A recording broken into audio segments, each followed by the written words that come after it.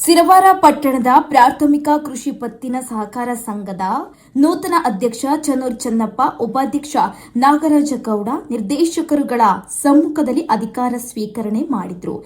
ನಂತರ ನೂತನ ಅಧ್ಯಕ್ಷ ಚನ್ನೂರ್ ಚನ್ನಪ್ಪ ಮಾತನಾಡಿ, ಸರ್ವಾನುಮತದಿಂದ ಸದಸ್ಯರುಗಳನ್ನು ಆಯ್ಕೆ ಮಾಡಲಾಗಿದೆ.